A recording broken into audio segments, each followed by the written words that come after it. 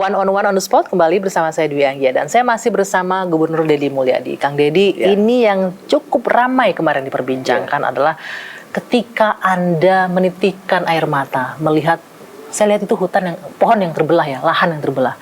Apa yang terjadi? Anda sepertinya ikatan emosionalnya dengan alam cukup kuat, Kang Deddy. Oh iya, yang pertama adalah Bogor itu adalah Pakuan Pajajaran. Artinya pusat kerajaan Sunda itu dulu di Bogor. Dan kenapa pusat kerajaan Sunda di Bogor? Karena Bogor itu tanah yang subur. Dan kemudian di Bogor itu kekuatannya pada gunung. Makanya Gunung Salaka. Ya.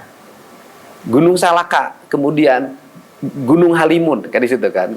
Kemudian itu makanya oleh pemerintah pusat diputuskan menjadi Taman Nasional Gunung Halimun. Ya. Kenapa Taman Nasional Gunung Halimun diputuskan? Sebagai apa? Penjaga ekosistem Tatar Sunda. Dia menjaga dari bencana banjir, dia menjaga dari bencana longsor, dia menjaga dari bencana kekeringan. Dan di bawah itu adalah pusat energi. Maka lahirlah di situ kan ada pengelolaan energi geotermal, Indonesia Power. Nah, kemudian ada yang lebih hebat dari itu. Apa itu? Kandungan emas. Di situ. Ya Bogor kan Ya. yang nambang emas banyak banget, Antam kan di situ. Tetapi leluhur saya itu ngajarin apa? Kampung adat. Kampung adat. Kampung adat. Kampung adat. Orang-orang kampung adat itu adalah orang yang menjaga alam.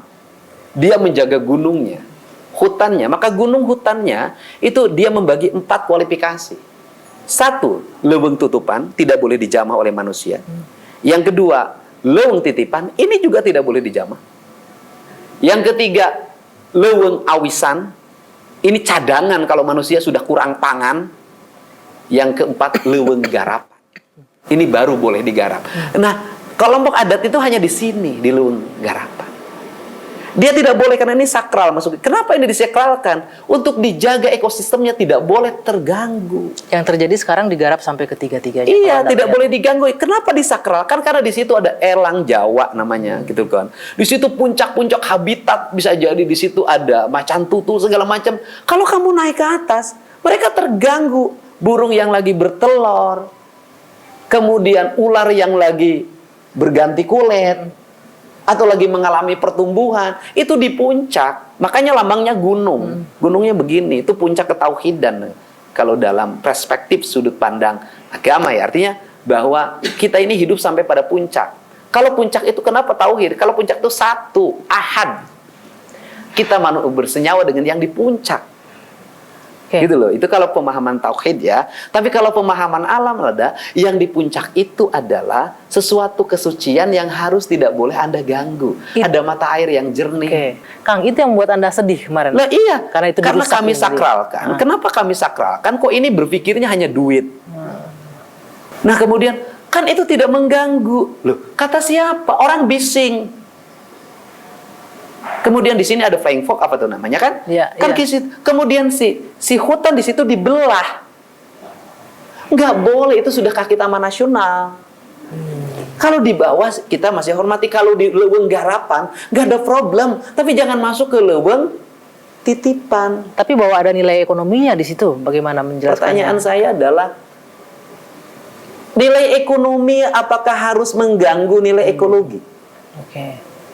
Pertama, pertanyaannya adalah kalau ekologi terganggu, apakah ekonomi akan tumbuh? Ya. Tidak. Malah justru akan merusak. Tetapi kalau ekologi dijaga, maka ekonomi akan tumbuh. Dan kita membangun hanya bukan diri kita. Ada masa depan yang harus dijaga. Anak cucu kita. Anda bayangin aja. Jangan ngomong Indonesia 2045. Kita ngomong Indonesia hari ini, Pak. Curah hujan itu belum tinggi 20-30 mm. Belum ekstrim. Harusnya belum banjir seperti belum kemarin. banjir. Kita baru dikasih 20-30 mm. Sudah kerepotan. Bagaimana kalau suatu saat 5 tahun ke depan ada curah hujan 50 mm? Sanggupkah kita menahan?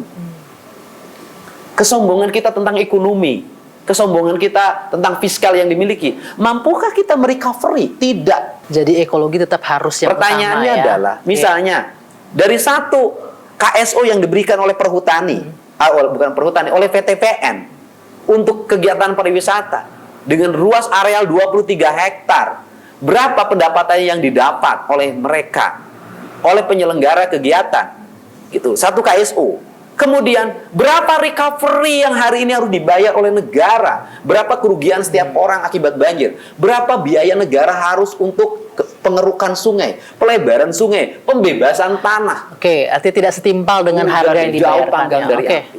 baik Kang. Itu kita bicara Jadi kalau soal ngomong alam. nangis, saya nangis.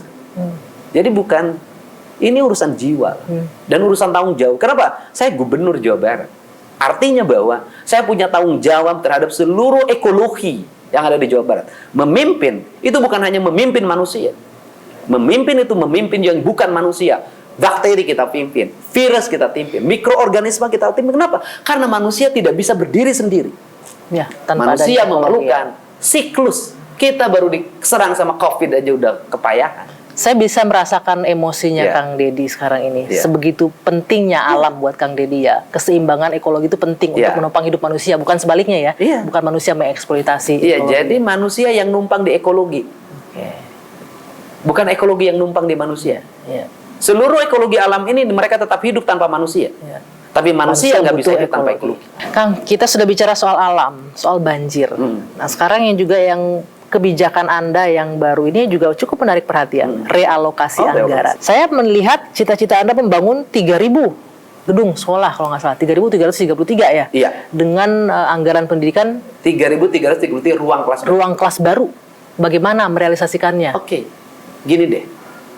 Saya tuh selalu memandang anggaran tuh bukan sesuatu yang harus dipelajari oleh orang-orang hebat. Sederhana. Ibu saya bisa tuh kalau ngelola duit segitu makmur. Selama ini kan teori tentang birokrasi terlalu jelimet. Sekolah saya STH Purnawarman Purwakarta nih di sini. Saya begitu lihat buku anggaran sini, aku buka. Saya misalnya melihat gini, Mbak. Kita ini suka dibohongin oleh isu misalnya anggaran pendidikan harus 30% Ya. atau 20%. Anggaran pendidikan di Jawa Barat 37%, hampir 40%. 11,4 triliun. Tapi apakah alokasinya tepat? Itu kan Isinya pertanyaannya. apa? Ya. Isinya adalah dana TIK. Teknologi Informasi dan Komunikasi. Beli apa itu? Layar pembelajaran digital. Yang menurut Anda nggak penting itu sebenarnya ya. Begini deh, di Inggris aja orang masih pakai kapur. Manual, masih Di konvensional Indonesia ya. legeg-legegan pakai layar digital. Legek-legekan. Nggak penting ya Kan harusnya. lucu, Mbak. Hah. Itu dicek di kabupaten kota. Layar digital yang tahun yang lalu aja belum dipakai karena ruang kelasnya nggak ada. Jadi peralatannya canggih, tempat belajarnya nggak ada justru. Loh, saya bilang berarti yang penting apa? Ruang kelas. Karena apa kita harus nampung anak-anak Jawa Barat bisa sekolah sampai SMA. Makanya saya lihat berapa anggaran ruang kelas? 60 miliar. Tapi respon dari pihak sekolah dan penyelenggara sekolah gimana dengan ini? Senang di depan Senang. gubernurnya ya senang kali, di belakangnya Enggak. enggak? Benar, Karena senang. mereka, Pak kami ini nggak butuh layar digital Pak. Karena itu anggaran dikelola oleh orang per orang yang tujuannya saya tahu. Apa tujuannya? Udahlah, Keuntungan nggak usah pribadi jelasin. gitu ya? Iyalah. Oke. Itu kan kalau anggaran itu untungnya gede. Bisa 30%, 40%. Komisi buat yang ngatur anggaran gitu ya Kang Ya, ya? saya nggak tahu. Tapi nggak terjadi di tempat Anda nanti kan ya? Ke depannya. Saya kan baru mimpin. Ya, itu yang akan dievaluasi nantinya.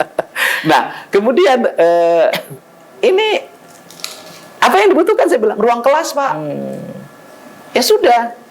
Anggaran ruang kelas berapa? Saya tanya. 60 miliar. Anggaran untuk TIK berapa? 930 miliar. Loh, gimana? Lebih gede anggaran untuk TIK-nya dibanding Ya ruang udah deh, kelasnya. saya bilang 1,2 triliun anggaran ruang kelas baru dan pembangunan sekolah Sekolah baru. baru. Oke, kita akan nantikan apa lagi gebrakan dari Kang Deddy Mulyadi usai jeda sesaat lagi di One on One on the Spot bersama saya Dwi Anggia.